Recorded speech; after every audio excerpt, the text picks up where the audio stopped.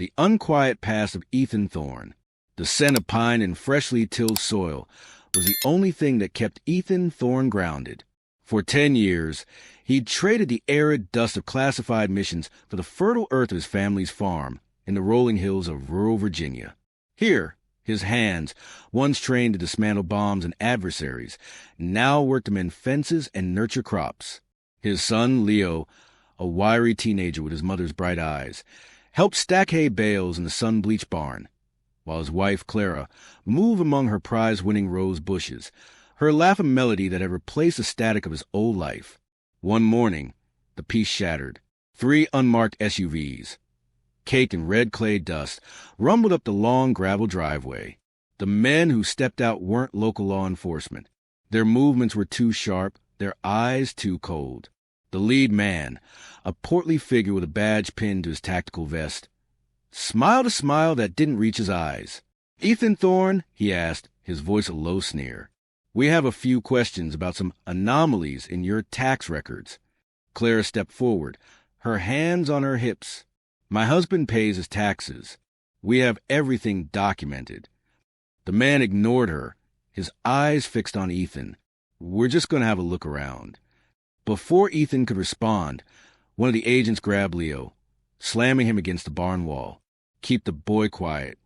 Years of training, buried deep beneath layers of quiet farm life, roared to the surface.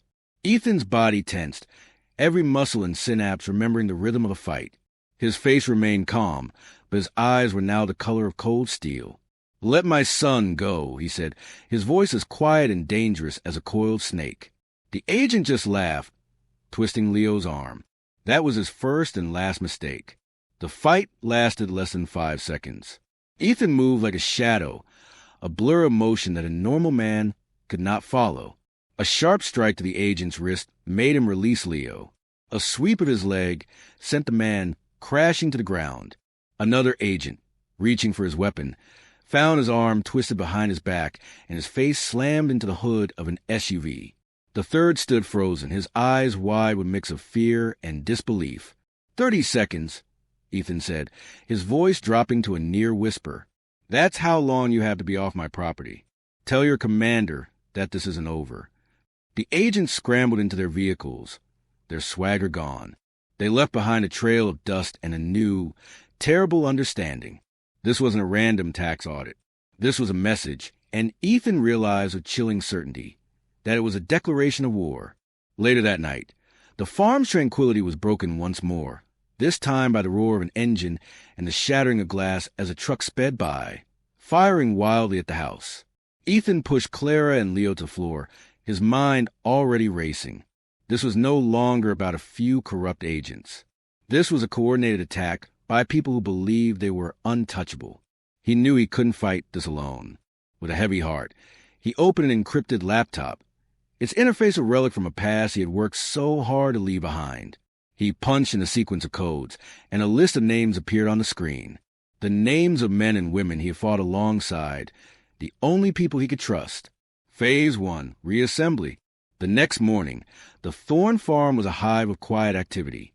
A beat-up old truck, a high-tech-looking silver van, and a sleek black sedan were parked by the barn. From them emerged 3 familiar faces. First was Marcus, a hacker with fingers that moved faster than a hummingbird's wings. He'd been an essential part of Ethan's team, capable of getting into any system. Next was Anya, a woman whose calm exterior had a mind like a steel trap and an eye for detail that could spot a single discrepancy in a mountain of data. Finally, there was Kai, a master of surveillance and covert operations who could disappear in crowd or forest with equal ease. Marcus set up a makeshift command center in the barn, his screens glowing with county records and property maps. "It's a textbook land grab scheme," he said, tapping a red on the screen. "They're targeting farms with clear access to the new state highway project. They hit you with fake citations, drive down your property value, then seize the land through shady development companies." Anya, meanwhile, was interviewing neighboring farmers, her calm demeanor putting them at ease as they shared stories of harassment and intimidation. She compiled a master spreadsheet, a damning record of every incident.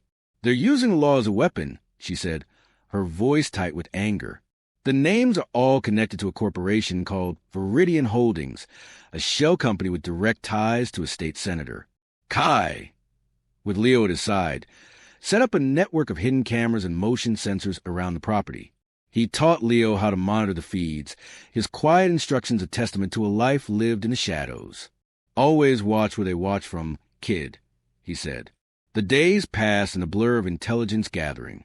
Marcus infiltrated the county's digital infrastructure, pulling emails and financial records that painted a clear picture of conspiracy. Anya documented every instance of fraud, every forged signature, building a case that no court could ignore. Kai, ever the Phantom, tracked the movements of the corrupt agents, mapping their patrol routes and their secret meetings with Viridian representatives. Phase 2, the counterstrike. With the evidence mounting, Ethan knew it was time for the next step. They held a community meeting at the local Grange Hall, a place where generations of farmers had gathered to discuss crop yields and weather. Ethan spoke first, his voice strong and clear. He presented the evidence, the forged documents, the recorded harassment, the web of corruption that stretched from the sheriff's office to the state capitol. Clara stood beside him, her hand in his. "We won't be broken," she told the assembled crowd, her voice filled with a fierce determination. "They may have the badges, but we have the truth." The response was overwhelming. Other farmers, emboldened by the evidence in Ethan's stand, came forward with their own stories. Local news crews, alerted by an anonymous tip from Anya, broadcast the entire event. The story went viral, a small-town saga of corruption versus community. The corrupt agents, exposed and enraged, made one final, desperate move. They broke into a neighbor's farm, planning a forged land deed to incriminate him. But they didn't know that Kai had placed a hidden camera there. The camera captured the entire event, a clear and damning video of the agents planning the fake evidence. Phase 3, Justice. The final act took place on a cold, overcast morning. Ethan's team, in coordination with a special federal agent, set up a sting operation at an abandoned mill. The agents and the Viridian representative arrived, ready to finalize a deal to seize the neighbor's farm. The conversation, captured by Marcus's hidden microphones, was chillingly casual. "The land deed is clean. The old man signed it," one of the agents said with a laugh. "And Thorne's place?" the Viridian representative asked. "He's next," the agent promised.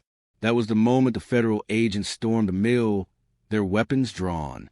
The corrupt agents and the developer were caught red-handed, their faces a mask of shocked disbelief. Outside the mill, news vans swarmed, capturing the sight of the handcuffed agents being led away. Local farmers, alerted to the sting, cheered as their tormentors were taken into custody. Back at the Thorne farm, the community gathered for a celebration. The old barn, once a place of quiet work, was now filled with the sound of laughter and music.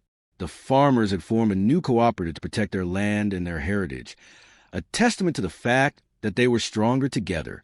Ethan stood with Clara and Leo, watching the community they had fought so hard to save. His past, once a haunting shadow, had become a shield.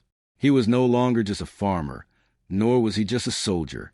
He was a guardian, a leader, and a man who had found a new, more profound purpose.